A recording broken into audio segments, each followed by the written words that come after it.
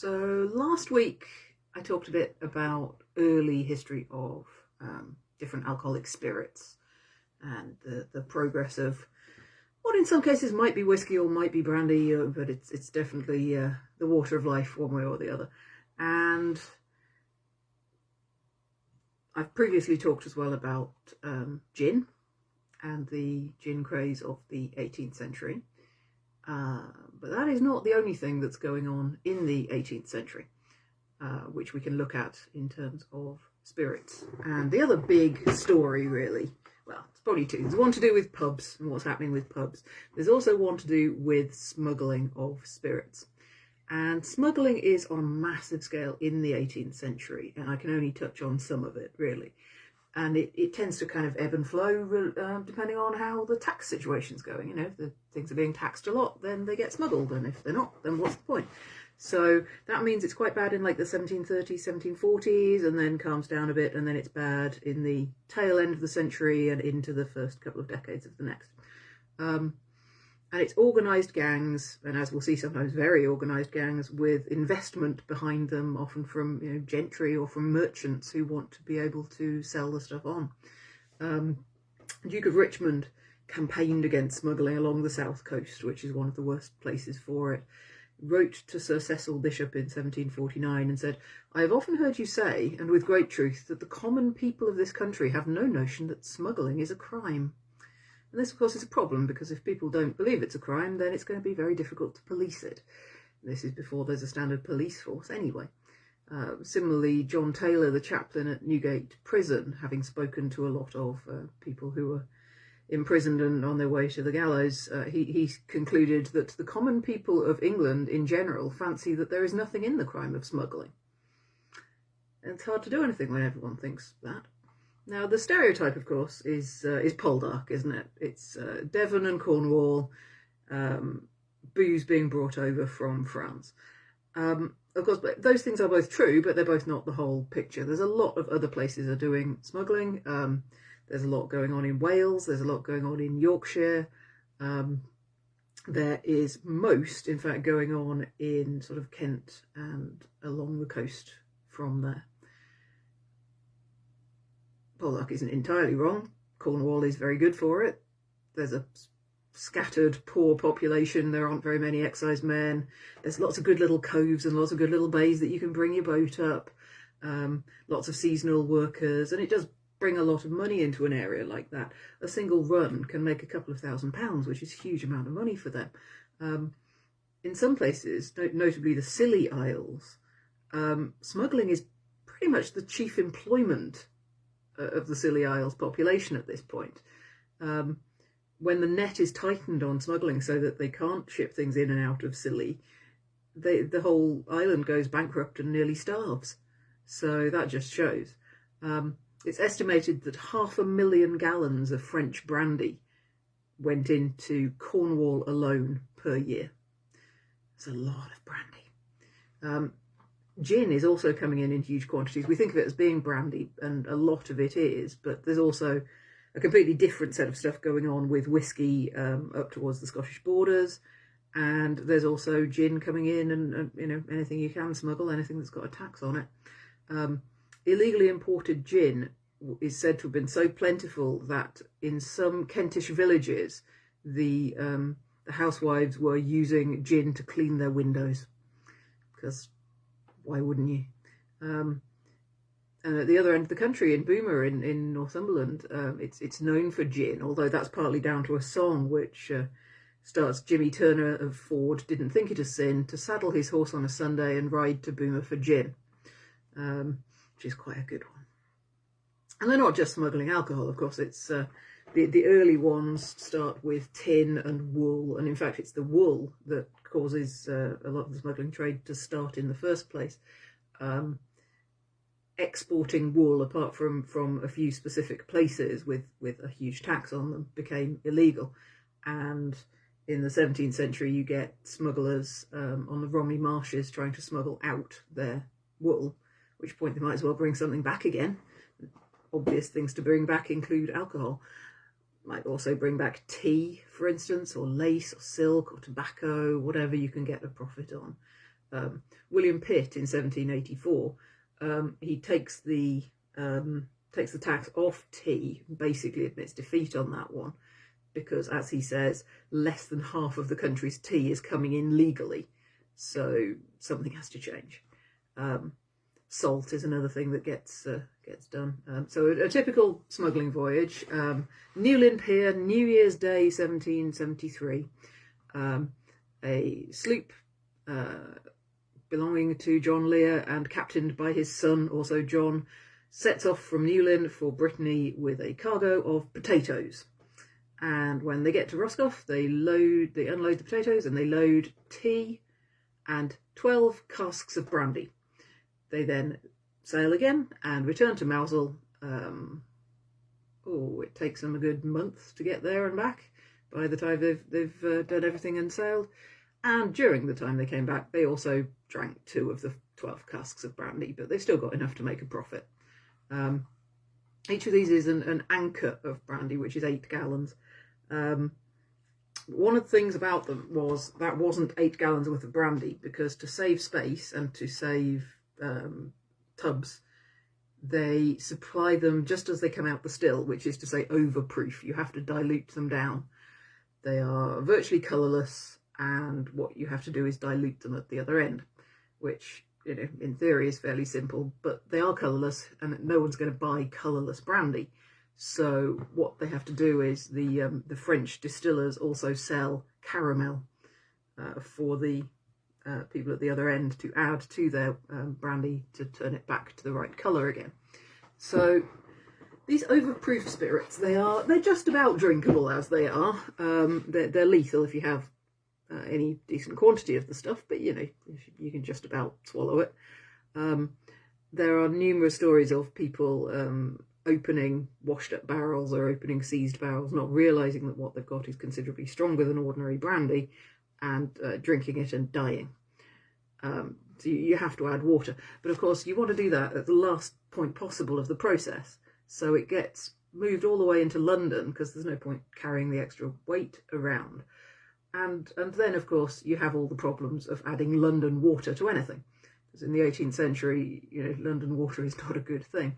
And you're just putting the water in. That is different in health terms from having brewed a more diluted substance in the first place, because it's, you know, the alcohol levels will have done a different thing to the water, or to the drink. One writer of the 18th century was just a little boy when he was brought into the trade. He says, I can well recollect large quantities of the overproof spirits being put into an earthenware pan and diluted with water till reduced to the proper strength, which was shown by floating glass beads properly numbered. It was my part to watch them and see when the properly numbered ones came to the surface. And once you'd done that, this French brandy that had been messed around with would be about 1/5 of the price that just buying ordinary British brandy that had been through all the taxation processes would have cost. The Scots are also smuggling brandy, as well as, like I say, there's a whole other story involving whiskey. The Scots are smuggling brandy in from Holland. Walter Scott observes, smuggling was almost universal in Scotland, for people unaccustomed to imposts and regarding them as an unjust aggression upon their ancient liberties. They made no scruples to elude them where it was possible to do so. They just thought, you know, that was how it should be. So these ships would go out and pick up tea and tobacco and overproof clear brandy, and they would often be painted black so that they could travel around at night more easily, although I thought that would be a bit of a giveaway, you know, if you come across this black. No, I just like having my ship a bit gothy. And someone would signal back to land, sometimes with they'd have a gun that didn't have the full barrel mechanism, but you could sort of deliberately do a flash in the pan in a safe way, so just to get the flash, or just with a tinderbox. And people would signal from the other side, is it safe to land? Either with something similar or with something called a spout lantern, which has a directional beam. If it wasn't safe, the standard thing to do was to light a fire on the beach. particularly to light a furze, 5 furze, like gorse and broom. And that has lots of smoke as well as the flame, so it should be obvious quite a long way away, and even in daylight. It's actually illegal to light those on the beach, presumably because people know what they're being used for. One house is known to have burned down because somebody tried to make a big enough fire with enough smoke inside their house for it to still work as a warning from their own chimney. But they overdid it and burnt their own house down, which I suppose would have indicated that something was wrong. Some ships would just sort of hover at sea, waiting for their moment, or waiting for other small ships to go out and pick up from them whenever they were able. Again, hovering in that sense is illegal, or was. So in Whitby that happens a lot. Said at the time, very great quantities of prohibited goods have been run, tea, spirits, etc. They're loaded into boats and cobles, which are guarded by a great number of armed men who are totally defiant of the customs officer. And the country people, many of whom follow no employment but this illicit practice, are constantly in waiting, and being armed with bludgeons, etc., and provided with horses, immediately convey the run goods to some distant place. It's very organised, this is the thing, and on all levels there's different tricks are being used to try and make it work.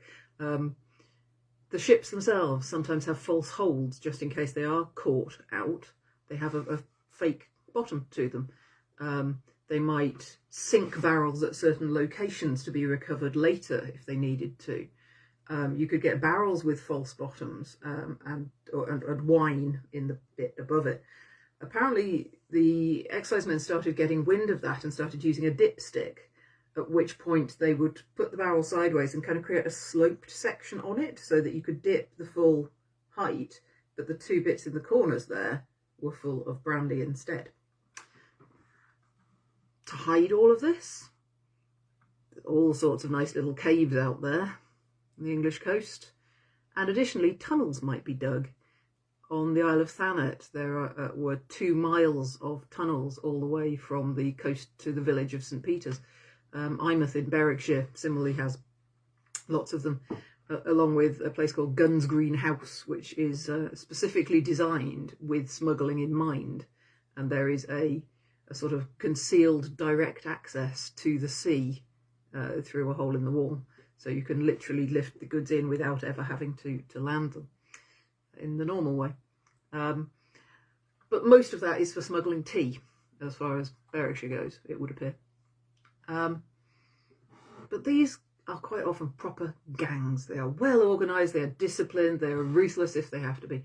In 1735, a gang of armed smugglers attacked the excisemen near Foy.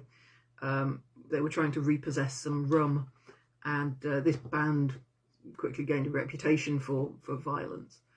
A report on the clash observed that any revenue officer goes in danger of their lives if they try and seize any goods. The smugglers having entered into a combination to rescue any person who shall be arrested. So there's no point arresting them if, 50 armed men are going to turn up and break them out of jail. Particularly in the previous century, in the 17th century, the penalty for smuggling is death. So if you have that up again in front of you anyway, you might as well kill the exciseman and have a chance of not being caught, rather than being caught for the smuggling. The biggest gang is around Rye in Kent, and they kind of populated the whole Kent-Sussex coast. They're called the Blues. In the mid-18th century, the Blues of Kent.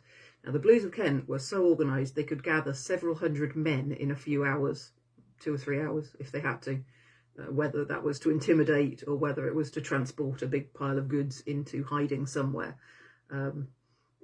One 19th century historian, William Holloway, records that he had spoken to a man who had been born in Rye in 1740, and this old man remembered that the gang would sit at the windows of the Mermaid Inn, smoking their pipes with their loaded pistols lying on the table in front of them, and nobody dared go in, even though they knew exactly who they were. It's almost Wild West-like, you don't mess with the Blues. although their first leader does go by the marvellous name of Cephas Quested, Cephus, Quested, like to go on a quest, possibly Quested, I don't know, but it's a good name either way. Whereas in Cornwall, say, there seems to have been less kind of, yes, it's us, what do you want to make a thing of it, violence, and more cunning and more trying to do it without ever being identified. The goods then needed transporting. Consignments get split up. You don't want to be caught with a huge amount, whereas a small amount is deniable. You could have got it legitimately. So the consignments are split up and carried along multiple routes to the outskirts of often London, but the other towns as well.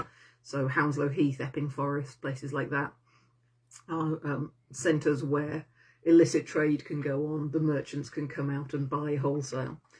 To move it around the country, there are apparently a lot of different ways of disguising it. You can't just, pretend that this is perfectly normal. You could have a clome pitcher, which is something that a container which has a false bottom for the spirits, and then you keep milk on the top so that people can't see how far down they go. There's such a thing as a belly canteen. And a belly canteen is apparently 2 litres here or there, and it gives the appearance of an advanced pregnancy. You tie it to yourself, and it's a belly-shaped canteen, which you just put underneath yourself and then tell everyone that you're heavily pregnant. And it was the revenue man was forbidden to do sort of intimate searching. He wasn't allowed to look under your petticoats. So there are ways to people used to put bladders under their skirts as well. So those big voluminous skirts, you could hide quite a lot. Tie it to your garter, as it were, and unless you flashed it by accident, they weren't supposed to see. They even apparently, I'm not sure I believe this, but the story at the time was they made containers in the shape of a passenger, a second person riding pillion on your horse. So it would look, as they saw you go by, like you just had 2 people on the horse, but one of them was actually Brandy. Mrs. Gaskell, the novelist, lived in Whitby for a while. And she said, the clever way in which certain Whitby women managed to bring in prohibited goods, how in fact, when a woman did give her mind to smuggling, she was more full of resources and tricks and impudence and energy than any man. And apparently what the women in Whitby would do is head to market in very loose clothes and then come home with their buttons bursting, but all of the stuff would be inside their clothing. George Lipcombe in 1799 describes an encounter with several women doing this kind of thing, and he says, we met several females whose appearance was so grotesque and extraordinary that I could not imagine in what manner they had contrived to alter their natural shapes so completely, till upon inquiry we found that they were smugglers of spirituous liquors, which they were at that time conveying from their cutter to Plymouth, by means of bladders fastened under their petticoats, and indeed they were so heavily laden that it was with great apparent difficulty that they waddled along. And these tricks were increasingly common, because in the early 19th century, the numbers of excise men went up quite dramatically. So at that point, it was a lot harder to overpower them. It was a lot harder to just bully your way out of things. So at that point, they start using some of these subtler ways of trying to hide the goods. And those goods then get sold via various hands until they end up in the hands of someone who looks completely respectable, and sold in gin houses in London. And another proportion of the stuff, of course, just ends up in the villages nearby, and all the villages nearby get to have a big blowout and get very drunk. And there are several good songs about that. And it does eventually go into decline, but mostly, again, that is because of duties being taken off things. So, like I say, in the 1780s, Pitt takes it off tea because he's basically given up, and then there's no point smuggling it. Communities increasingly at this point are starting to see it as robbery rather than sort of abstract. They were starting to see that it wasn't just the revenue body that might potentially suffer from this. And that the whole community shouldn't stick behind the smugglers so much. There's more of a divide amongst communities on it. In the Napoleonic Wars, it gets much bigger again because, of course, very limited goods over from France. And then, again, it declines. The government creates a service called the Coast Blockade Service in 1816, which is huge but quite inefficient. And some of the recent news stories have made me think that what they're really wanting to do is set up a coast blockade. This is followed by the Coast Guard in 1822. The two of them combine 9 years after that to form one body, which is much more able to police the coast than the way it was before, where one individual exciseman might have a stretch of 40 miles of coastline and a horse, and was expected to try and keep tabs of any smuggling going on, which isn't really very feasible. The last serious smuggling affray in England is the Battle of Pevensey Sluice in 1833. So there you go. That's a bit of a whistle stop through the smuggling of largely brandy, bit of gin, bit of other things. Like I said, I've left whiskey out because the situation in whiskey in Scotland and the illegal distilleries, because there it's not so much a process of smuggling stuff in as it's already being illegally produced in the first place, and then it's where it goes, which is a slightly different story. But yeah, otherwise, enjoy as much or as little brandy as you like. Whatever tickles your fancy. Pay your taxes.